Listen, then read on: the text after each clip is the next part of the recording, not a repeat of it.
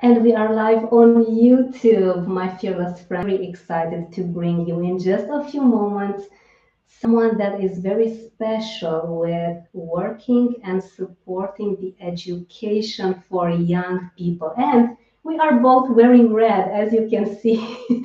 We did not plan this, but we are looking pretty cute, don't we? Well, you'll be the judge of that. Okay, and now having our Instagram live set up. Just need to put you here. Okay, closer.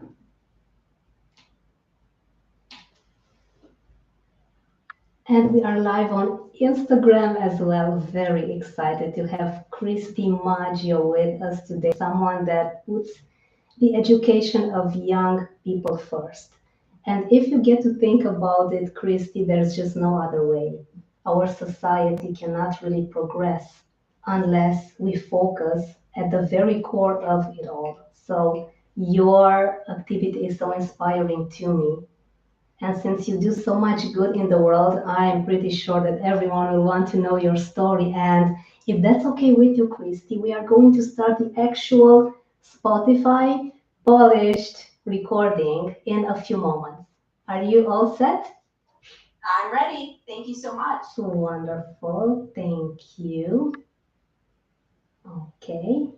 And we are going to start the actual podcast in three, two, one. Hello, everyone, and welcome to episode number 50. This is a really good round number to be talking about what's really important in today's society. Educating our young people, educating our youth.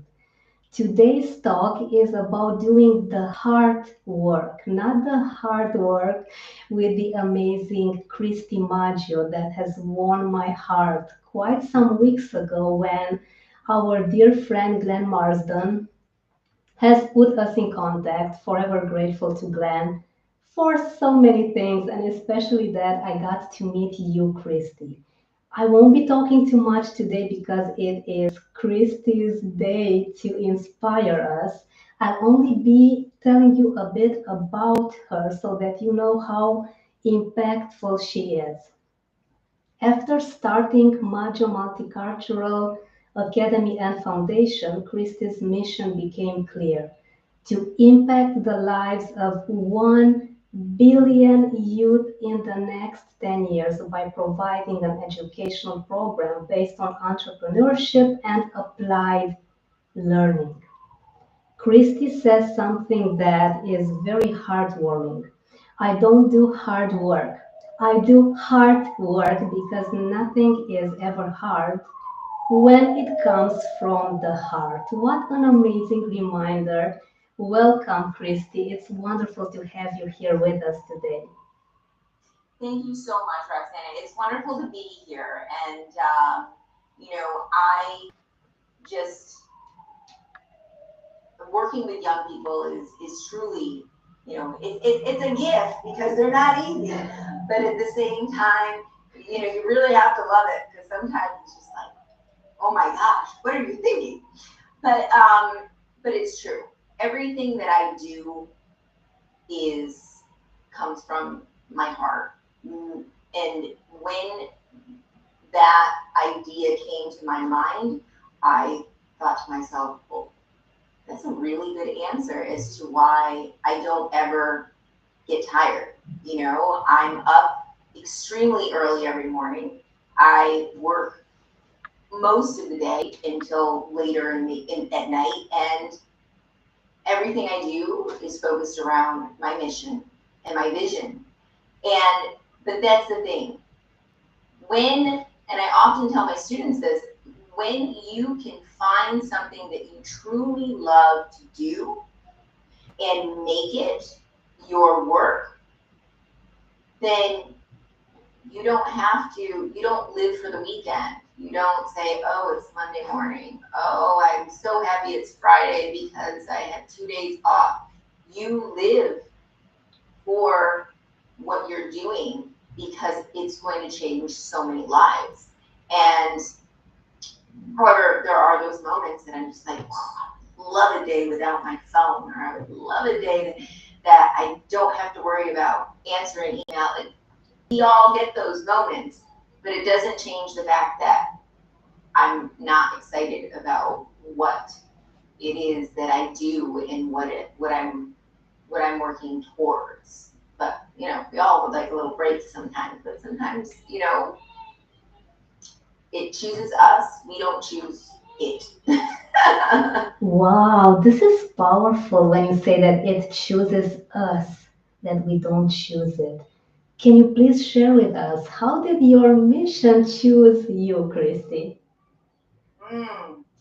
So it's one of those things where I had fought against becoming a teacher for a very long time. My mom was a teacher, my aunts were teachers. It was something that was everyone's a teacher. I'm like, I'm not going to be a teacher. I wanted to. I learned Italian and I studied Italian and I wanted to go into international business. So in college, I majored in economics as well as Italian. And however, when you're gifted in some, everybody has a gift. Everybody has the ability to do something incredible. And so my gift has always been helping others and teaching them how to do things and break things down step by step in a way that just makes it fun and activates their mind, and they just loved it. So I had taught for the first time that I was teaching was at the college and university level. I taught at Ohio State University, University of Virginia, Syracuse University, and those that's a whole different aspect. And so when the students would come back to me like, wow, we love this, like this is not normal language learning, and even with my students, my middle school and high school students, they really just enjoyed being in my class. And so I realized that that was my gift.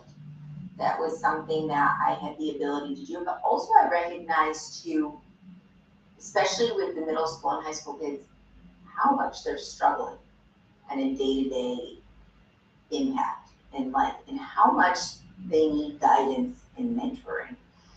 And so I started doing, the detention rooms and, after school, like when kids would get suspended and working with those kids. And for me, that was the most rewarding because they were just lost. They needed someone that was going to stimulate them, not just let them sit there and sleep and feel like that they're just, over and done with everything and no one's going to care about them anymore. And so I always had great relationships with what they call at-risk children, those that are always in trouble.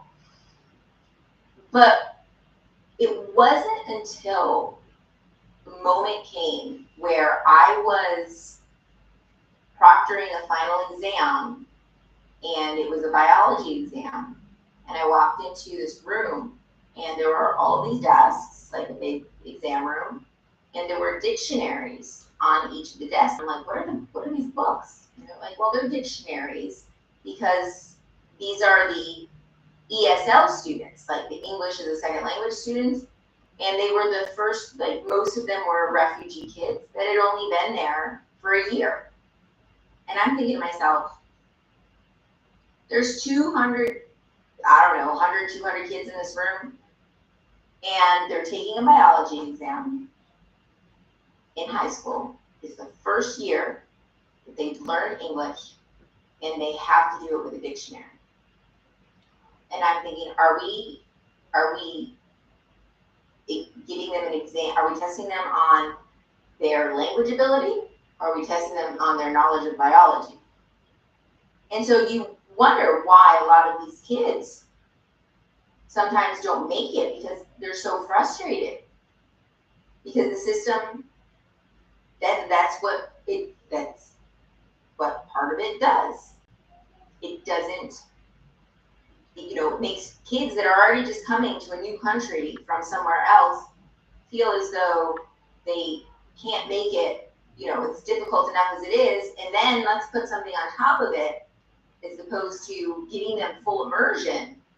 They have to take all these classes, and their high school level, I can imagine, for me, it would be like going to, I don't know, going to Spain and doing vice versa. Or some of these kids were from Burma, like a lot of these kids were from Burma. So, going there and trying to learn their language in 1 year, and then at the end of the year, take an exam in biology, right? Like, if you flip it around, you think, that's insane. And so it's like, why don't we just set them up for, it is just setting them up for failure. And I'm like, there has to be a different way. So I thought I was going to come to the Dominican Republic. I'm like, I had gotten my administrative degree in New York State, and I was going to come to the Dominican Republic. I was going to perfect my Spanish, and I was going to go back and do an administration position because I felt I needed to be in a higher level in order to make any change. And I needed to just keep moving up because I wasn't going to be able to do it or change policy from a lower level. But then when I got to the Dominican Republic, I was like, okay, this is a whole different world. Not only did I learn Spanish, but I can have my own school and I can start that. But it didn't start right away. It's not like I came here and I just said, oh, I'm going to open school. It took 3 years because the first year I worked for another school. And the next 2 years, I tutored out of my own home private classes to save up the money to be able to do that. And then I opened in 2016 with 7 students. That's it. And then it grew over the years to 85 students. And it just kept growing every year. But the thing was, for those first 3 years,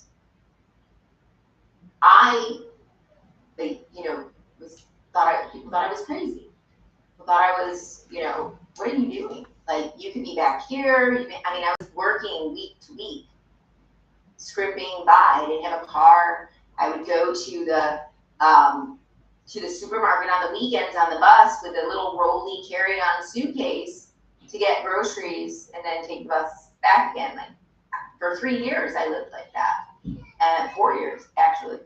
And so the thing is that there was a lot of fear in there. And so when we bring that in, it's like there was something in my heart at that moment that was like, I really could do something completely different that most people don't do because they're afraid if it doesn't work. I was.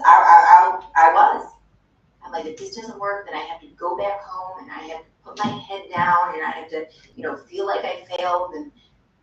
But then I'm like, but what if it does work? What if it does? How many lives am I going to impact? And so we often tell ourselves the negative side. If it doesn't work, this is going to happen. But then we have to stop and say, but if it does work, how many lives am I going to impact? How many people am I going to change? Who am I going to be able to give a whole different future to, right? And how am I going to also be happy? Am I going to be happy doing it? And the answer to all of those, if it does work, was yes, yes, yes, yes. And so when we see, like, today,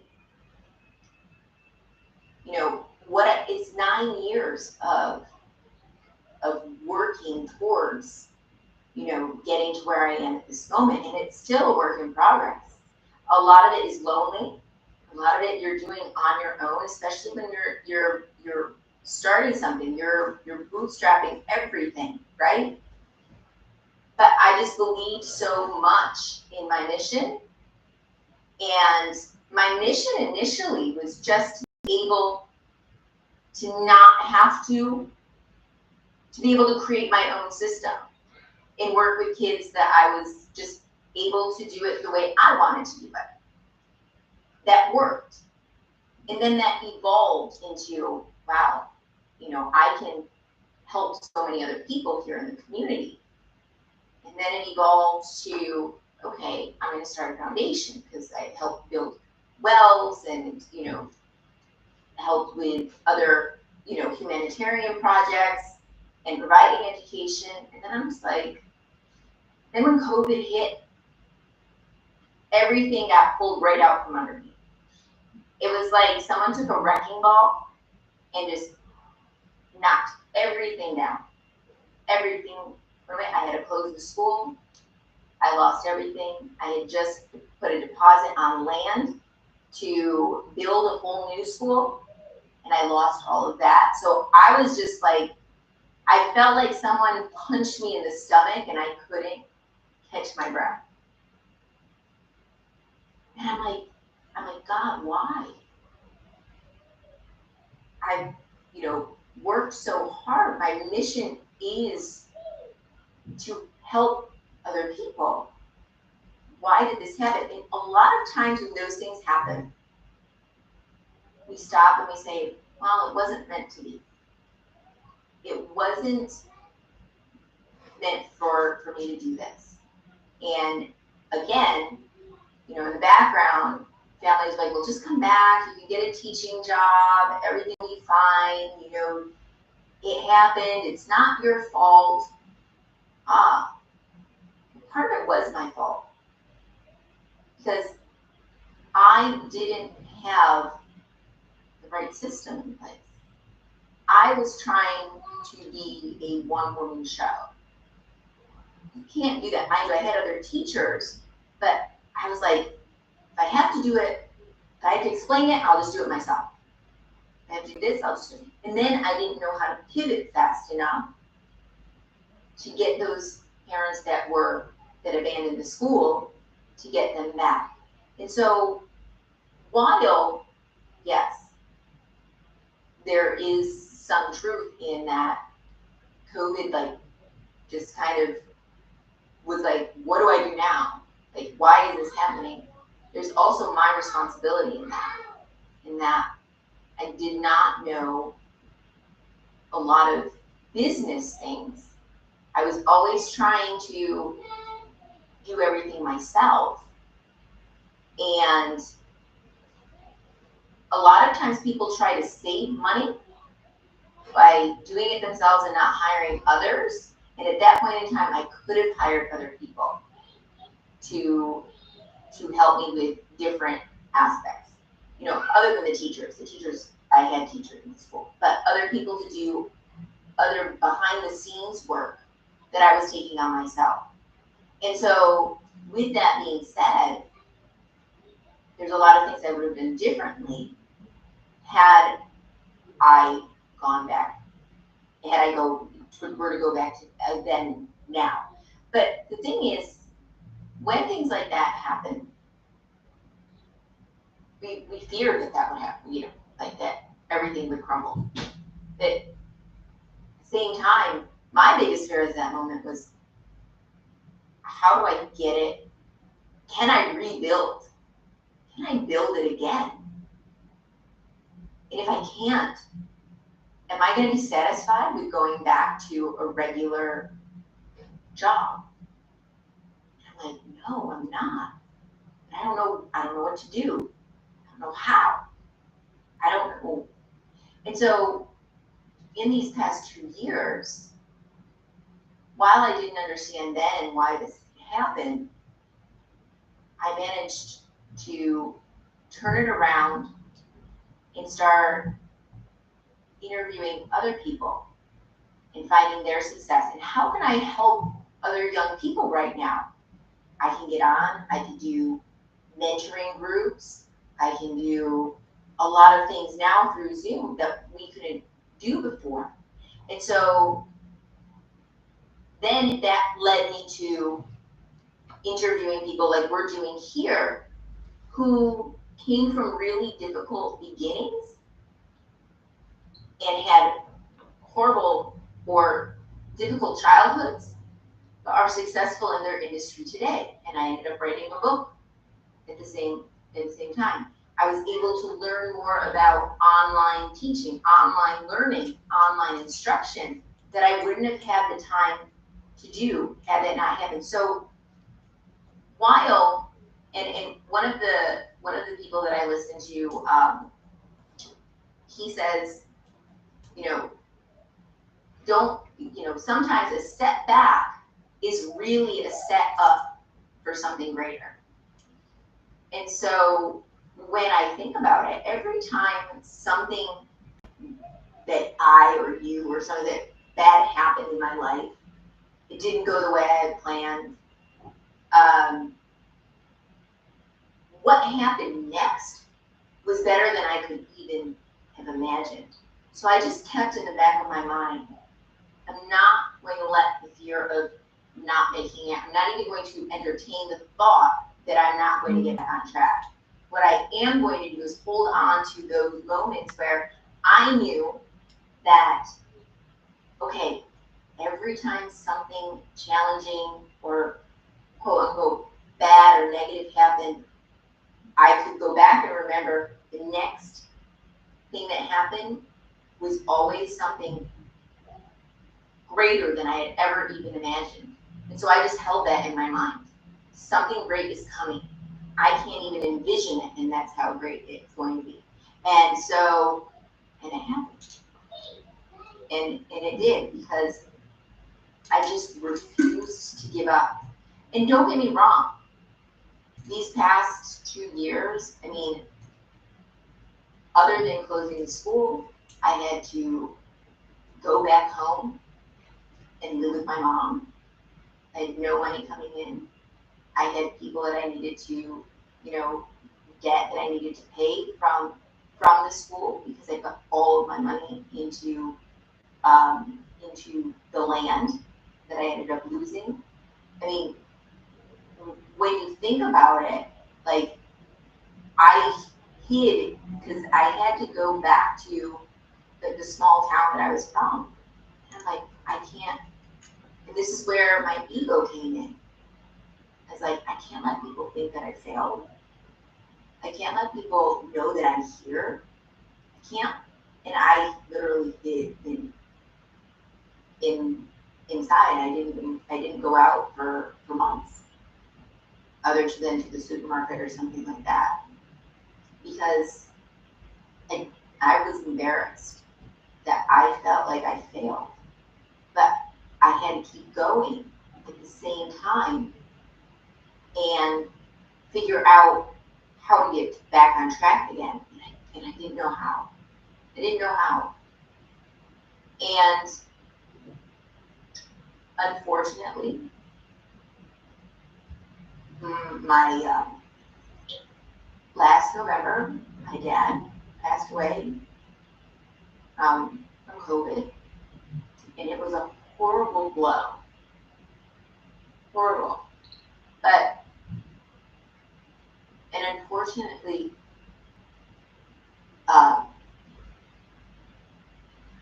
that gave me, though, the ability to start over again a little bit financially, which is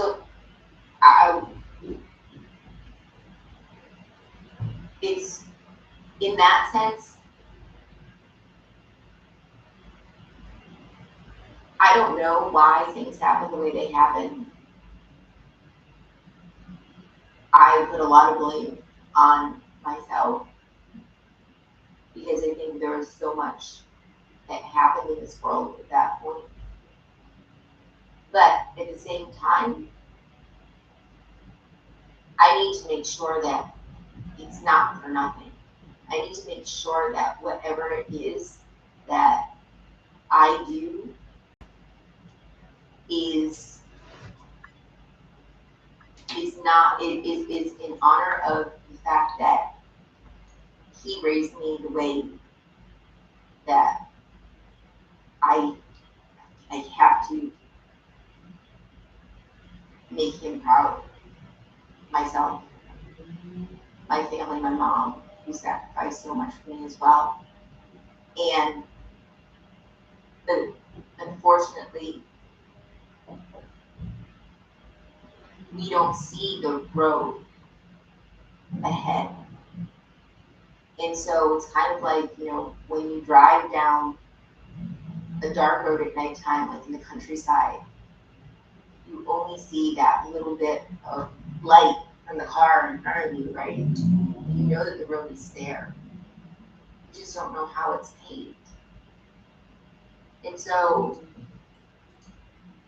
it was a huge difficulty, but it allowed me the ability to start over again. And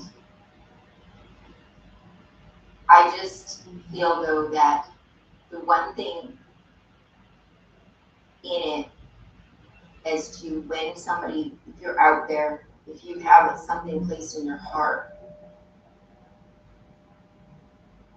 just hold on to it. You might need to work a 9 to 5 for a while, right? You might need to work in something that you don't really like. But one of the things is that don't get so caught up in that job that you forget what your true mission is. Because so many people let years go by and say, I don't have time to work on it. I don't have time to do this. I don't have, so busy. But if it's in your heart to do it, you have to. You have to do it. Because success is not the money or the cars or the fame or the fortune. Success is knowing that you wake up every day and you're doing what you love. That's success. And everything else is a byproduct of that, because then the more you can do that and find a way to make money doing it, then the more you can be of service to other people in this world. And so I think that is one of the most important things, because I am no different than anybody else who might be millionaires or billionaires today. I'm on a path or a journey there. Maybe I will get to that amount of money. Maybe I won't. I hope I do, because the more money I make, it's the more people I can help. So a lot of times people are like, well, I'm really trying to help kids and things like that. And you come at it from a lack mindset, right? But the one thing that, I learned from Mindy and Jane is, like, if you want to do a small good in the world, you start a nonprofit. If you want to do a big good in the world, you do a for-profit. And why? Because there's only so many people you can reach with a nonprofit. It's good for community, it's good for starting. But if you can help, and this is from a billion people, you can have a $100 billion company. But it's not about the money. I'm not focused on the money. But without the money, you can't help people. And so he said, so when I was like, I need to do, this was like 2 years ago when I had first, when all of this came crashing down, I'm like, I want to help these kids. He's like, Kristi, you need to help yourself first. It's like, because If you have nothing coming in, how are you going to help them? Right? And I'm like, and it just was a shift in my mind that it's not about that, but the more you have, the more you give, right? And so, but in looking at all of that and looking at the mindset that I was in and having it shift in that way, it's true. But we often see the end product, right? We don't see how they started. And the only difference between those that are living the life they want and those that aren't is because they listened to the mission that chose them. They listened to their internal heart and followed what they knew they were meant for and didn't let anything deter them from that path. And so that's the only difference. We can look at hundreds of people in history. For example, and I love this example, is like the Wright brothers. You know, they were the first to build the flying machine, right? They had zero funds. They just had the little bicycle shop and everything, and they kept on going over and over and over. And the other man who was trying, they were in competition with this other man who was being given the money by, you know, rich people. And the problem was that desire, that hunger, that heart to do this and get it right and fulfill that for them was so much stronger because they had to work for it than when it's just given to you, right? So when we are on our journey, like, and I say I'm 9 years into it. It took me 3 years just to open the door of the school for the first time, right? And behind the scenes, people don't see the hours that you spend. And maybe people don't want to do that, right? Maybe people don't want to spend the hour. Maybe they want the 9 to 5. They want to be able to spend time with their family and go on vacation and not have to, you know, focus so much on that. Well, then that's okay. That's their choice. But to make it in a way where you are truly living a life of purpose, a life that we have all, whether you believe in God, I believe in God, if God has put us on this earth to do something special. He's given us all gifts. And so therefore, I love this one thing that Les Brown said to me. He's like, he said, you know what hell is? And I said, and it was in a group thing, and in a group chat, and it was like, okay, what is it? It's like, it's the day that you die and the person that you are meets the person that you were supposed to be. And anytime I think about giving up on that, I think about that because for some reason that is a huge impact to me. Huge. I can't imagine giving up today and then come down the road and I see myself in the mirror and I see what I could have been had I not given into the fear, had I not given into the naysayers, because it's scary. You know, there's the fear of, you know, of poverty, like of what had just happened to me, of losing it all, right? There's the fear of you know, something happening to you.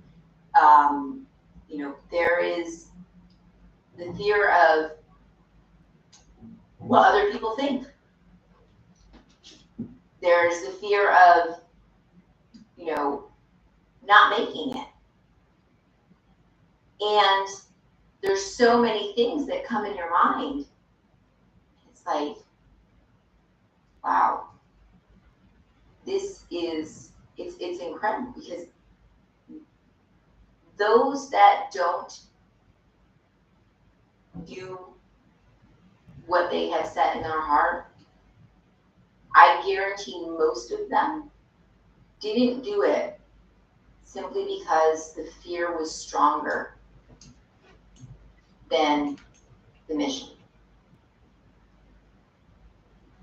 And it's not an easy thing to overcome. It's just one of those things that you need to spend your time, like I spend my morning doing gratitude. You know, as soon as I wake up, I listen to a pastor or a scripture or something that is motivational and positive. I, to set my mind in that right spot. And it's just as simple as, if you want to make it even simple, I say it's a good day. Today's a good day to have a great day. And it's very simple. It's very simplistic. Anybody can do that one. But when you think about it, it's training your mind to not allow the fear to overcome you. It's training your mind to think, what if it does work? Instead of what if it doesn't work? And so, yeah. Wow, Kristi, what a story. I've been writing things down, thinking of, you are the only person, Kristi, that I ever heard say that, what happens during COVID with the school, it's my fault. Anyone would say, well, it can't be my fault because it's COVID. I can't control what's happening out there. However, you can be cautious, you can take all sorts of precautions, you can take all sorts of measures. What a strong mindset and what an amazing story. And I just want to say that I'm so sorry for your dad. Thank you. Thank you. Yeah. So, but again, in looking at that, had the school, so here's another way of looking at it in a positive way. Had the school not gone down, had I managed to turn things around, I would have been in the Dominican Republic. I was able to spend those last few months with my dad. We had coffee in the morning. We would, I was able to be there. And again, that is a higher power orchestrating these things, because if not, I hadn't lived there for 8 years. So I was able to spend that time. So when you're looking at things and you're just like, why is this happening? Just stay the course. The answer as to why it's happening will come. I promise. It may not be tomorrow. It may not be in a month. It may not even be in a year. But you're going to turn around here and say, if that didn't happen, if the school didn't close, I didn't make the mistakes that I did, then I wouldn't have been there to be able to spend that time with him. So Wow. On a bright side, which is a huge bright side, I was able to spend that time. And that is enough, sunshine for me, even out of that really difficult moment. Wow. When there's a story this impactful, I feel that, I'm going to listen to you talk again after we finish in the evening today and just take some time to think things over, because sometimes we just think we know it all, but there's just so much underneath the surface that our heart tells us. And if there's one amazing lesson that I want everyone to take from today, is to just listen to your heart, because it may know more than you think you do. Ego does give you the idea that I know it all. I have it all. I have it all under control, but you sometimes don't, and that's okay. And I think that when you tap into your heart, that's when the magic really happens. That's when you feel like you lose control, but that's when you start actually living. What do you think, Christy? I agree. And one thing that just came to my mind that's so important is when people are afraid of what others will think, if they'll be judged, if they don't want to, start that new business or do this because they know their family or this person or that person is gonna, the naysayers are there. Listen to me. If I always do this to myself, it's the should I do it test, right?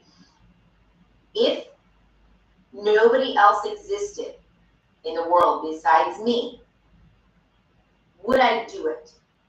If those people, if anyone around it would, if my answer is yes, then I'm not doing it because I'm afraid of what other people are going to think. And that tells me whether I'm doing it because I want to, or if I'm doing it, or if I don't really want to do it at all, right? So if those people weren't there, if I were just to go out and do whatever, and they didn't exist, and whatever's laying on my heart or whatever I want to do would be a yes, then I would go and do it because then I know that I truly want to do it. So that's one of the things that I do with myself to see, okay, am I not doing something because I'm afraid of what other people are going to say or think, or am I not doing it because I'm really not interested in doing it at all? It's just a time waste, it's just like, and so when it boils down to it, if I don't do something, and the answer is because I don't know what he's going to say or she's going to say or that person's going to say or the other person's going to say, then I know that it's something that I need to do because I'm not doing it because of what others think. Yeah. Wow. This is a genius question, Christy. I'm going to use this myself. This is amazing. Wow. Yes. Thank you so much for this. And oh my God, I would keep you for another hour, but I know you have all sorts of amazing activities to do. Christy, the pleasure is all mine. Thank you for putting your heart out there. I can see your heart. And I'm wishing you all the most amazing successes in this world. And they are going to happen because your heart is so pure. You come from a place of love and wanting to help. And you inspire me, you inspire us to do the same. And before we go, Christy, how can our audience get in touch with you and support you with this amazing mission? Sure. I am on most social media as Kristi, Kristi Maggio, Maggio. There's the foundation side, Maggio Multicultural Foundation. As well, we have our online academy, which is a first through 12th grade. And students from around the world, team mentoring as well. So, and that is MaggioVirtualAcademy.com. So you can check out any of our programs as well. So thank you. Wonderful. Christy, thank you so much. What a privilege. And I look forward to seeing the amazing things that you will be creating in the future. Thank you so much, Roxanne. I really appreciate your time as well and inviting me to be on your show. My pleasure. Thank you so much. Bye. Bye. And saying bye to our YouTube friends. Thank you for watching. Thank you for joining us. If you have any questions for my amazing guest, make sure you leave them in the comments and she's going to definitely have a talk with you later on. Thank you so much. Okay.